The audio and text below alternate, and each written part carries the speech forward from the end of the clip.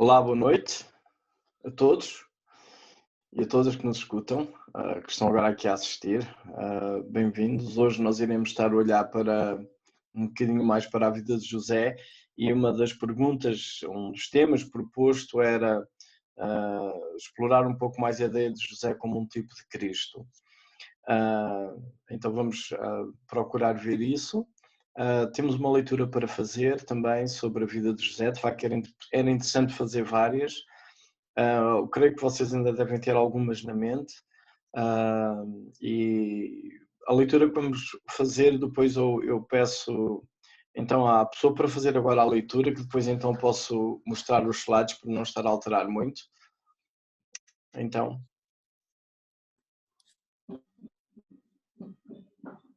O nosso irmão Eduardo Pinheiro pudesse fazer a leitura.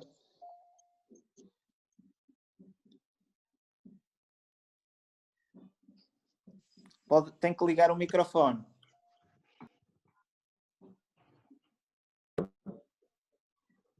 Está ligado agora? Sim, sim. Ok. É o 37, okay. 25... A 28. Sim, sim. Diz a palavra. Ora, sentando-se para comer pão, olharam e viram que uma caravana de ismaelitas vinha de Gileade. Os camelos traziam aromatas, bálsamo e mirra que levavam para o Egito. Então disse Judá a seus irmãos: de que nos aproveita matar o nosso irmão e esconder-lhe o sangue? Vinde, vendamo-lo aos ismaelitas, e não ponhamos sobre ele a nossa mão, pois é nosso irmão e nossa carne. Seus irmãos concordaram. E passando os mercadores medianitas, os irmãos de José o alcançaram e o tiraram da cisterna e o venderam por 20 ciclos de prata aos ismaelitas. Estes levaram José ao Egito. Ok, obrigado. Então, este texto que já tínhamos lido retrata um pouco aquele momento de tensão em que os irmãos decidem então desfazer-se de José, vendê-lo. A primeira ideia seria matá-lo, mas então optaram por vendê-lo. E eu queria que mantessem também na mente o outro texto que lemos no fim do livro, já quando os irmãos chegam diante dele, o reconhecem. Há um momento de tensão, mas também há um momento de perdão. Esse perdão não é completo, é interessante, não é completo da parte de José, ele é completo, não é completo da parte dos irmãos receberem, no sentido em que depois, quando o pai morre, eles ainda vão dizer que o pai tinha dado umas certas ordens, portanto eles estavam com medo. E aqui também queria considerar estes dois momentos, que uma coisa é eu ser perdoado, ou seja, alguém me perdoa, e outra coisa é eu conseguir receber aquele perdão. Às vezes não recebemos isso. Eu só queria que mantivessem isto em mente. Nós então agora eu tenho uns slides então para mostrar, e vamos ver então esta questão de tipos. Também não sei se todos estão muito familiarizados com o conceito da palavra tipos, ou o que é, este caso, José, como um tipo de Cristo, de Jesus. E então temos aqui essa pergunta e primeiro eu queria fazer algumas considerações sobre o que é a tipologia. Tipologia não é propriamente uma profecia ou uma promessa. É um pouco isso, ou é algo que antecipa, e pode ser uma pessoa, alguma coisa, um evento no Antigo Testamento que está a antecipar uma outra no Novo Testamento, mas também pode haver dentro do Antigo Testamento essas antecipações, essas comparações. Então a tipologia preocupa-se com eventos históricos que podem ser comparados, pessoas, instituições, eventos, etc.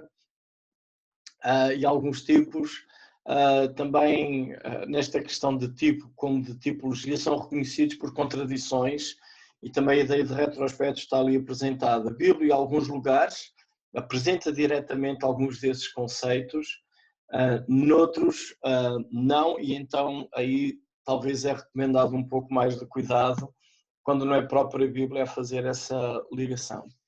A palavra que nós usamos, tipo, neste caso, se José então é um tipo de Cristo, essa palavra tipo ela aparece por tradução do Novo Testamento. E a palavra aparece 14 vezes no Novo Testamento, mas o significado é muito diferente. Eu tenho aqui quatro exemplos. Um primeiro exemplo, por exemplo, surge no Evangelho de João, capítulo 25, em que depois da ressurreição, então Tomé quer ver a marca, o sinal, neste caso a forma ou o molde, a marca dos escravos, e é a palavra tipo que está ali na nossa língua.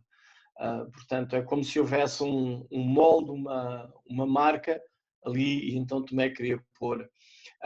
Depois temos em Atos, capítulo 4, capítulo 7, 43, então há um discurso, e é interessante que a palavra ali na nossa tradução, neste caso está traduzida por figuras, portanto seriam imagens, ou seja, é algo que tem uma semelhança, que tem um molde na ideia de representar um determinado modelo para a adoração. É a referência que temos ali em Atos 7. No capítulo 23, então, alguém vai escrever uma carta, uma epístola, e também é dito que ele então escreveu a carta poderia ser nestes moldes, neste modelo, digamos assim. Então a carta é ditada, e ali temos também a palavra tipo. O sentido que nós estamos a usar aqui mais neste estudo, ele aparece em 1 Coríntios capítulo 10, versículo 6, então Paulo diz que todas estas coisas, portanto aquilo que ele tinha estado a mencionar, se tornaram exemplos para nós. E neste caso ali aparece também a palavra tipo. Portanto é neste sentido de exemplo de alguma coisa que aconteceu no passado e está a indicar ou a apontar ou tem semelhanças ou traz à memória algo que irá acontecer, neste caso para nós já aconteceu no futuro, portanto entre Antigo e Novo Testamento, aí é que surge este conceito também de tipo. Portanto, neste caso, sendo esta pergunta, sendo José um tipo de Cristo, portanto, neste caso, andaria mais em torno de um modelo, algumas semelhanças que nós podemos encontrar em eventos, então podem ser tidos também como exemplos. Entretanto, eu também quero confirmar se me estão a ouvir bem.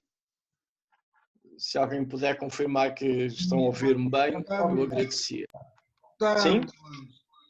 Obrigado. Obrigado.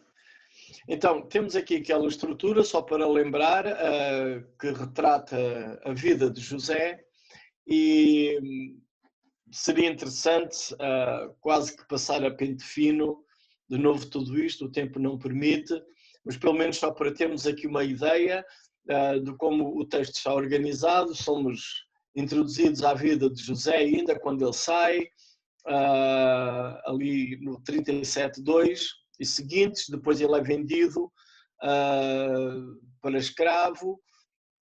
Então depois há os encontros, tem as peripécias ainda antes lá no Egito, ali no 39 e no capítulo 40, ele revela os sonhos, e depois no 42 e 43 então temos esse momento em que os irmãos vão ao Egito buscar comida. No 44 ele revela a sua identidade, finalmente então encontra o favor também em relação à sua família na corte.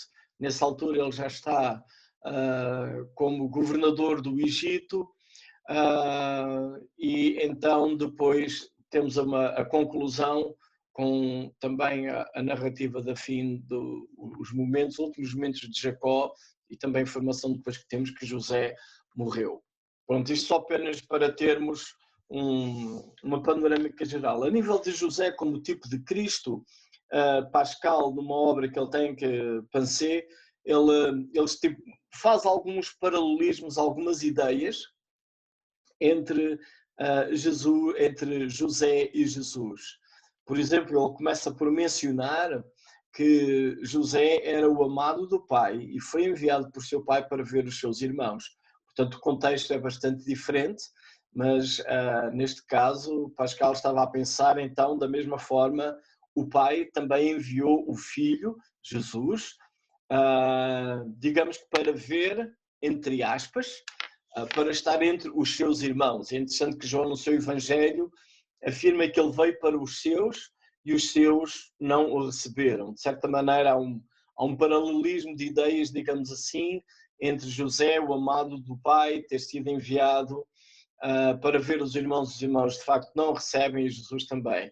Obviamente, temos de ter cuidado com estes paralelismos. Porquê? Porque o amor de Jacó para com José, de ser o amado, não é um paralelismo assim rigoroso, digamos, do amor de Deus para com Jesus, sobretudo porque o amor de Jacó para com José acabou por causar uma grande inveja e mal-estar entre os irmãos por causa de um favoritismo.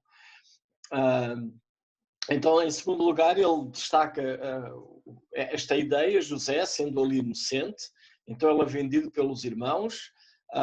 Aqui o paralelismo não vai tão grande por causa do dinheiro, então nós temos também outro texto no Antigo Testamento que faz muito mais essa menção da questão da forma como Deus foi avaliado e passado tantos anos. Portanto, o profeta diz, e o Senhor diz ao profeta, foi esse valor com que me avaliaram, e realmente esse valor coincide com aquilo que aconteceu com Jesus, no sentido de que Judas negociou com os fariseus um montante para entregar Jesus, e aqui o valor de José não se aplica neste caso, mas a ideia de ele ser vendido, portanto, uma troca de uma amizade por dinheiro, digamos assim, troca de uma pessoa amiga, próxima, por dinheiro, a ideia está aqui presente, e o contraste daquele que é desprezado e é vendido, portanto, em que o valor da vida humana passa a valer menos do que algum dinheiro, é esse mesmo que é o desprezado, que mais tarde vai ser o senhor dos seus irmãos,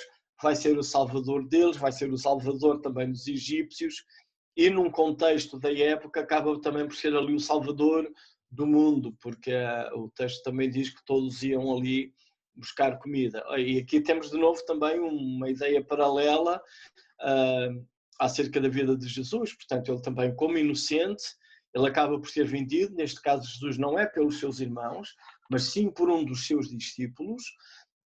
O valor não se aplica e Jesus acaba também por ser salvador do mundo. Infelizmente, neste caso, temos a diferença de que Jesus não acaba por ser o salvador de Judas.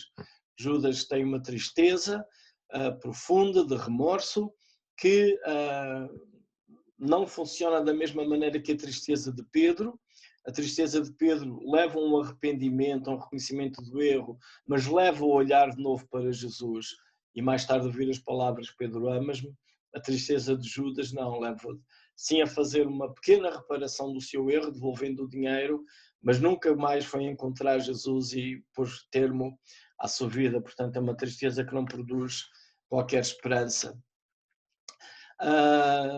Pascal também nota que o plano deles era para destruir, vender, rejeitar. A primeira ideia era matar, tal também como com Jesus. Os seus, neste caso não os seus irmãos, mas os fariseus, os seus do seu povo, digamos assim, queriam realmente rejeitá-lo.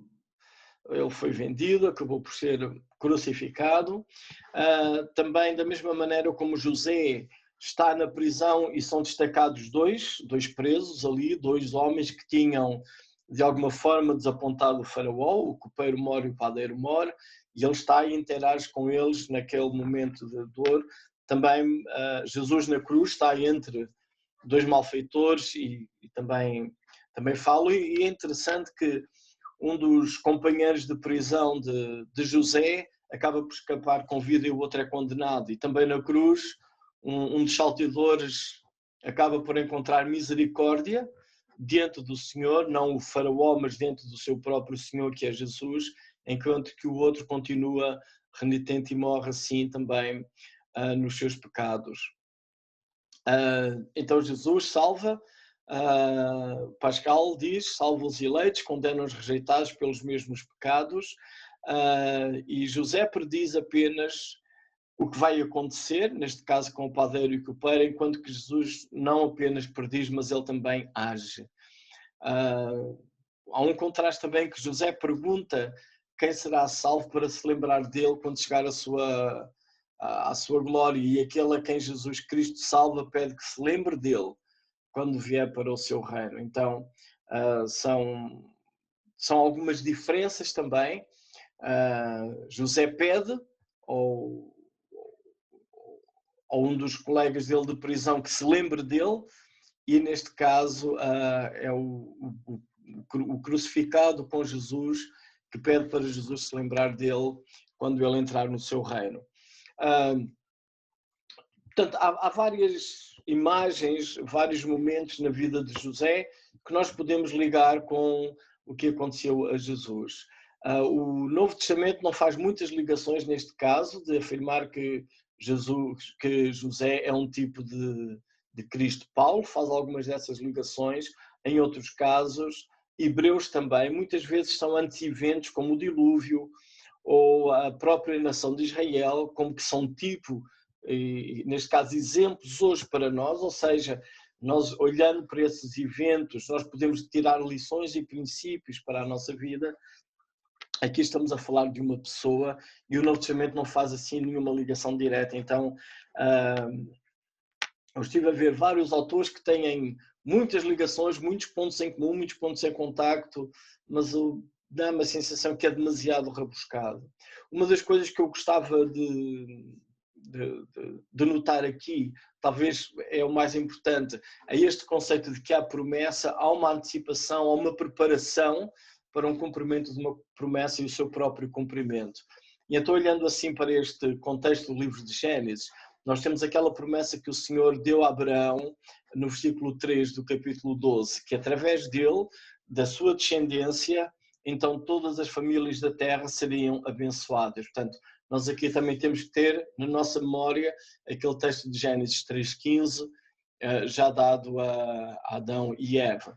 Mas chegados aqui a este momento, Abraão, temos essa promessa de que na sua descendência as famílias da terra iriam ser todas abençoadas.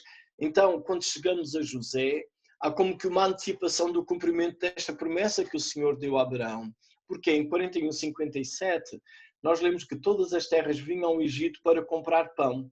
É interessante que a ideia de que todas as terras estavam a ir ali comprar pão porque a fome prevaleceu em todo o mundo. Então, ou seja, de certa maneira, todas as famílias da terra, todas as terras, já estão agora a ser abençoadas, e isto em termos de vida.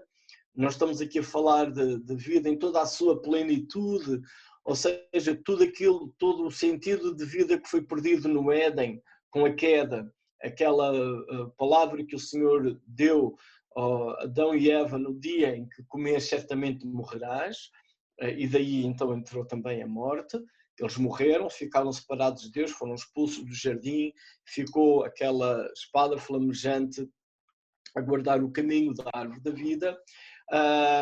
Não está tudo a ser cumprido com José. As pessoas continuam a ter os seus problemas com os pecados, os egípcios continuam a ser politeístas, as outras nações continuam também a ser politeístas, mas a vida humana é preservada, é mantida. Então, neste caso, José aparece como usando a palavra, um tipo de salvador do mundo daquela época. Não nem toda a sua dimensão plena, mas já percebemos de alguma forma que esta promessa que o Senhor deu a Abraão, esta descendência dele, está de facto a ser posta para abençoar todas as famílias da terra, e num certo sentido essa concretização já está a acontecer com José. Obviamente a sua plenitude irá chegar mais tarde, quando então Jesus vem, habita entre nós, e lemos aqui no Evangelho, na primeira carta de João, que João afirma que o Pai enviou o seu Filho como Salvador do mundo. E é interessante também nós podemos perceber este discernimento que José teve na conversa com os irmãos. Ele disse no fim quase do livro de Gênesis que o mal que eles intentaram contra ele, Deus transformou em bem. E que diz que o enviou para preparar provisão para a vida. E é interessante que João, na sua carta, ele faz esta menção que o pai, é mesmo quadro, o pai enviou Jesus. Agora, Jacó não tinha a noção de que ao enviar José, ele iria para o Egito preparar provisão para todo o mundo, mas o Pai Celestial tinha toda a noção de que ao enviar Jesus iria estar a preparar provisão para todo o mundo, sendo, neste caso, Jesus também o pão do céu, e onde todas as famílias da terra também iam comprar pão ao Egito. Portanto, temos estes quadros, e talvez este quadro, a mim, acaba por ser o mais interessante, porque está a unificar toda a mensagem da Bíblia. Não é apenas uma curiosidade das Escrituras, e que um texto comprova outro texto, é algo mais profundo do que isso, porque ele pode ser usado também quando estamos a comunicar o Evangelho a pessoas que não conhecem quem é o Senhor, não conhecem as Escrituras, e é interessante que nós podemos ver aqui uma mensagem de redenção, de provisão divina para a humanidade, o remédio, a solução para a existência humana, a questão da vida, ela é providenciada pelo Senhor, e José antecipa tudo isso que vai acontecer com Jesus. Então, neste caso aqui, José aparece como tipo de Cristo. Podíamos perguntar, ok, mas o que acontece com a ressurreição de Jesus? Bem, José, de facto, ele morre, mas não ressuscita. Mas é interessante que os patriarcas Abraão e Jacó, tanto um como o outro, tiveram um momento, e eu espero que entendam o que eu vou dizer, eles tiveram um momento em que eles perderam os seus filhos. Abraão perdeu, entre aspas, Isaac, quando é pedido para ele sacrificar Isaac ao Senhor no monte, para imolar o seu filho, e Jacó perdeu o seu filho quando lhe é dito que ele foi devorado por um animal. Portanto, de uma certa forma, tanto Abraão como Jacó sentiram a dor de perder o filho. Abraão, talvez, a dor foi mais a antecipação do que iria acontecer, porque Abraão, na realidade, acabou por nunca ter a notícia de que Isaac morreu. Mas ele fez todo o processo, e, sinceramente, a mim, como ser humano e emocional, tenho muita dificuldade em avaliar qual terá sido a dor mais difícil de gerir. De Abraão a preparar toda aquela viagem, dar a notícia, preparar as pedras, a lenha para um holocausto, é que ele próprio vai imolar o filho. O dor de Jacó, que está se calhar preocupado com a demora, então tem a notícia, mentirosa, mas ele não sabe, mas tem a notícia que o filho desapareceu, a única coisa que resta é uma capa com sangue. Então, não sei qual das dores seria para mim a mais difícil de gerir. De qualquer maneira, esta ideia de perder o filho acontece, e também acontece a mesma ideia depois de o encontrar. Portanto, Abraão, no monte, quando está para sacrificar Isaac, e certamente a dor de ter um filho morto estaria no seu coração, não estou a dizer isto categoricamente, apenas estou a pensar em termos emocionais, e vem o anjo e diz não, outra vez não entendo, não consigo compreender as emoções de Abraão naquele momento em que afinal parece que o filho não vai morrer, ele vai tê-lo, há um substituto, está lá o cordeiro, tudo isso acontece, ou as emoções de Jacó, passado tantos anos, quando vê o aparato do que vem do Egito e lhe é dito que o filho que tinha sido morto por uma fera há uns anos largos atrás, afinal agora o governador do Egito, quase um estado de choque.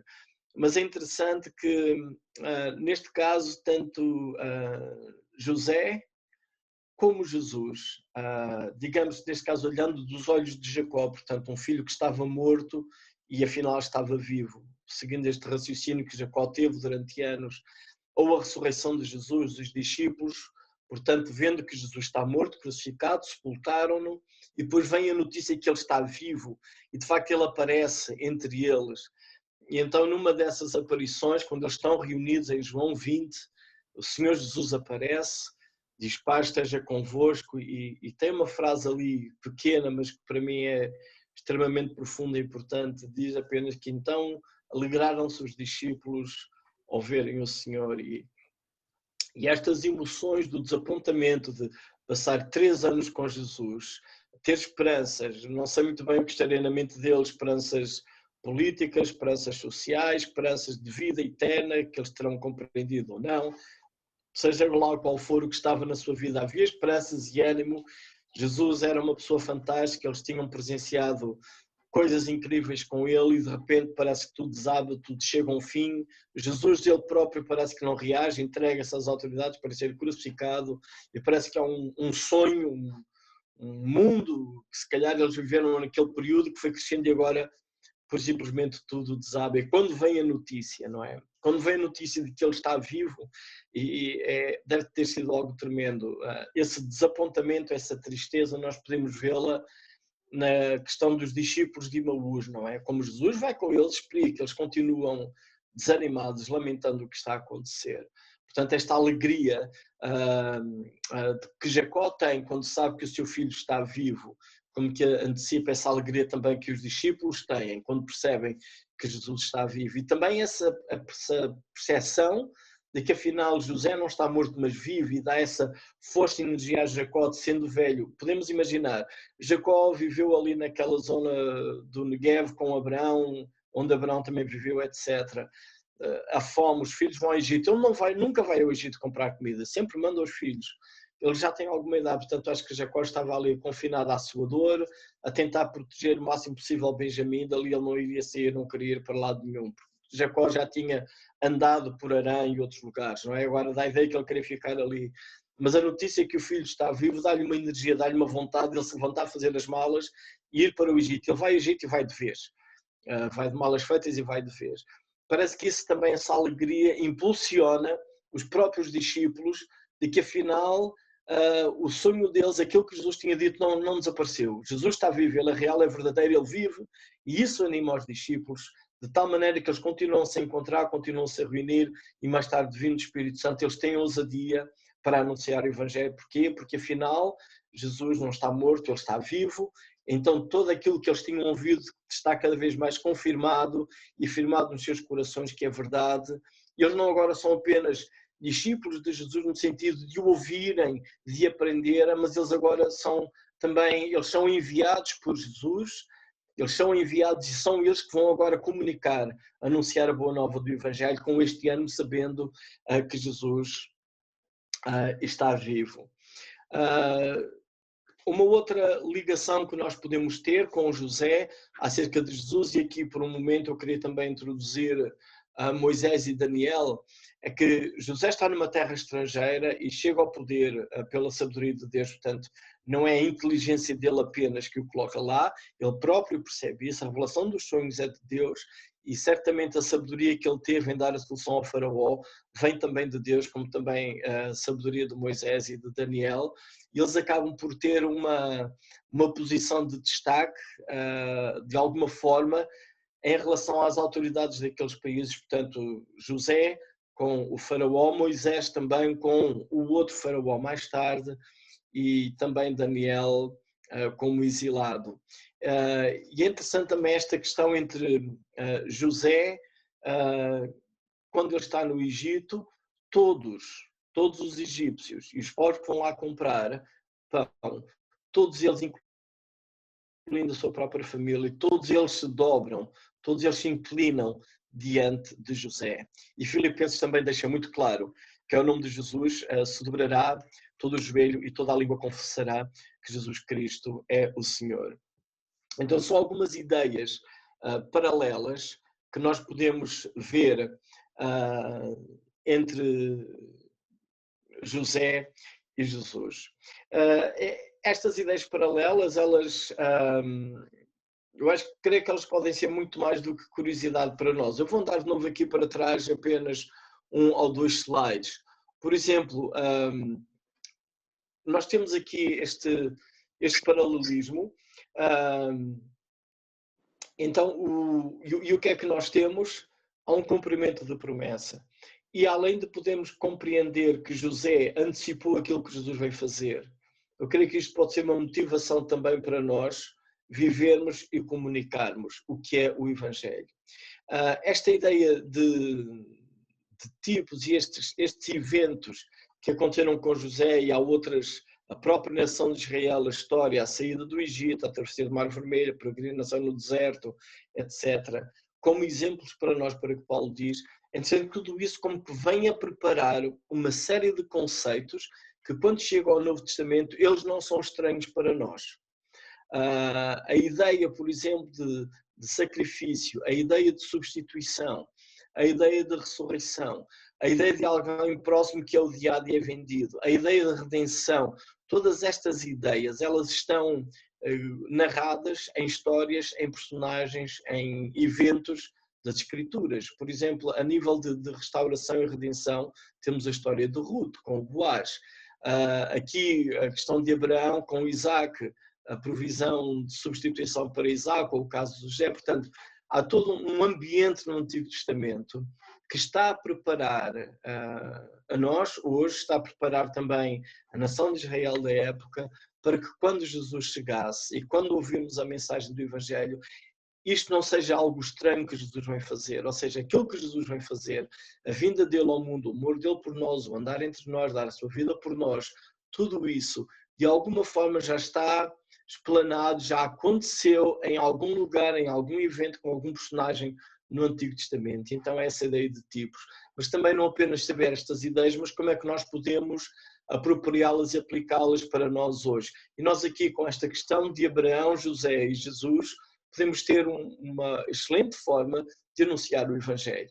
A provisão de Deus para o pecado humano, prometida a Abraão, antecipado em José, e a sua plenitude em Jesus Cristo, com vida em abundância, não somente o pão físico, mas o pão que desceu do céu, como Jesus diz. Aqui eu acho interessante também esta alegria que Jacó tem quando percebe que afinal o seu filho está vivo. E eu não sei até que ponto que existe alegria em nós, uma alegria motivadora, contagiante, porque Jesus está vivo. Se calhar afirmar que Jesus está vivo, eu receio que se calhar neste momento que estamos a atravessar não causaria tanta alegria como dizer o Covid acabou. Eu acho que se disséssemos, se alguém viesse, olha, Covid acabou, não temos mais que andar de máscara, não temos que andar longe dos outros, podemos abraçar, podemos estar nas reuniões dos irmãos juntos, com abraços próximos, não há problema nenhum, isso iria trazer imensa alegria. Mas quanta alegria traz ao meu coração eu saber que Jesus não está morto, não está distante, ele está vivo e está perto. Será que isto contagia-me? Motiva-me?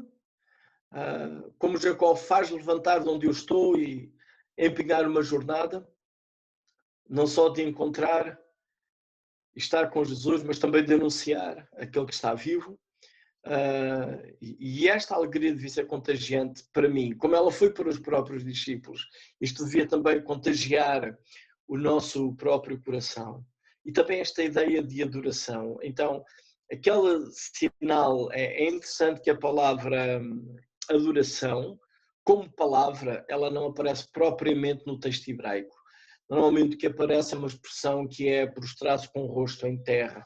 E alguém que realmente vai diante do outro mais importante, prostra-se em terra até o seu rosto tocar no chão, e de facto é um sinal de submissão, de sujeição, de reconhecer a grandeza do outro. Eu estou a ouvir alguém falar, talvez foi só algum som de feedback, mas essa ideia de prostrar por causa da grandeza do outro, e nós temos aqui que de facto as pessoas faziam isso perante José, que ele era o governador do Egito, portanto a ideia de honra, de majestade, de autoridade, de poder, algum receio também estaria ali incluído em todo esse dobrar e inclinar quando iam pedir pão a José. Mas, ok, como é que nós reagimos hoje, como é que nós lidamos hoje? Sim, podemos chamar Jesus, ele não se envergonha de ser nosso irmão, chamamos Deus, o nosso Pai do céu, mas até que ponto também tenho este temor diante de Deus e esta ideia de me curvar, de o adorar, de entregar tudo a Ele realmente o que eu sou. Os egípcios, eles entregaram tudo o que eles tinham para José. Eles ficaram escravos dele. E neste caso, como é que eu me considero? Aquilo que eu tenho, o que eu sou, os meus bens, o meu tempo, a minha família, as minhas ambições, Estes dias eu estava a ouvir alguma coisa por causa desta situação do Covid, dentro de ambientes evangélicos. Então alguém estava a dizer que era um tempo difícil, que muitos pastores, muitas organizações tinham planos, projetos, e agora não podiam concretizar. Mas também alguém tinha dito anteriormente que tudo o que acontece está sob o controle de Deus. Eu fiquei a pensar, então, se tudo está sob o controle de Deus e se os tais planos e projetos agora não podem acontecer, será que Deus está a deixar uma coisa atrapalhar os planos e projetos deles? Ou talvez os projetos e os planos dos homens é que não estão a conseguir avançar para alguma coisa que está a acontecer, que impede, e Deus é soberano sobre essa coisa. São contrastes que nós temos na nossa mente. Então, o que está a acontecer, de facto, acontece debaixo da soberania de Deus. Esta pandemia que estamos a viver, isto está a acontecer debaixo da soberania do Senhor. Portanto, planos, coisas que queremos fazer e não podem acontecer, elas não são uma surpresa para o Senhor. Então, eu tive que gerir aqui as minhas ideias, as minhas emoções e dizer, afinal, está tudo bem. Porque tudo está a acontecer, é de conhecimento de Deus, e talvez os meus planos é que não estariam ajustados a Ele. Ok? Eu tenho é que ajustar os meus planos àquilo que Deus está a fazer agora e encaixar-me com Ele, ainda que se calhar eu não goste. Talvez o que está a acontecer é que as minhas ideias, os meus planos, os meus projetos não estão a ir avante. Mas será que isso é mau? Talvez Deus quer agir através de nós de uma outra forma. E a ideia, se calhar, não é lutar contra aquilo que não se pode fazer, mas talvez vermos antes o que é que Deus está a fazer e juntarmos a Ele nisso. Porque Ele, afinal, é este ser soberano. E nós temos que entregar a Ele, dobrar os nossos joelhos diante dEle, confessar que Ele é Senhor. E, se calhar, algumas ideias, alguns sonhos, coisas que tínhamos, chegar diante dEle e dizer assim, Pai, queria fazer isto, não dá para fazer agora, mas de certeza Deus tem alguma coisa para nós. Ele continua a ser o mesmo Deus que nos ama e continua a prover para nós, como sempre deu provisão até aqui. E não apenas pensar em José para concluir como um tipo de Cristo, neste caso como que sendo apenas estabelecendo um relacionamento entre José e Jesus, e Jesus e José, e eu como que fico fora um observador. Mas eu gostei bastante desta ideia deste comentarista, é que ele diz que é possível nós irmos mais longe do que ver apenas José, um tipo de Jesus, mas vê-lo também como um modelo para todos nós. Da mesma maneira como Paulo usou aquela expressão de que aquilo que aconteceu é para nosso exemplo, então para nosso modelo, ou seja, como um tipo também, uma forma de aprendizado para nós, de como devemos morrer para nós próprios, se quiserem fazer as pazes com o próximo. Eu creio que nós aqui temos um bom exemplo também para nós, que é também o exemplo que Cristo fez, que Ele veio e morreu por nós. Jesus veio estabelecer paz conosco. E da mesma forma, nós deveríamos também, olhando para este modelo de José, estarmos dispostos a fazer isto, a morrer para nós próprios, para os nossos sonhos, as nossas ilusões, as nossas ambições. Estar dispostos a morrer por isso, para fazermos as pazes com o nosso próximo, com o nosso irmão, com o nosso vizinho, com o nosso colega de escola, trabalho, seja do que for. Porque isso também é uma forma de nós podermos anunciar e comunicar o amor de Deus, a provisão dEle, a graça dEle. E Deus nos abençoe.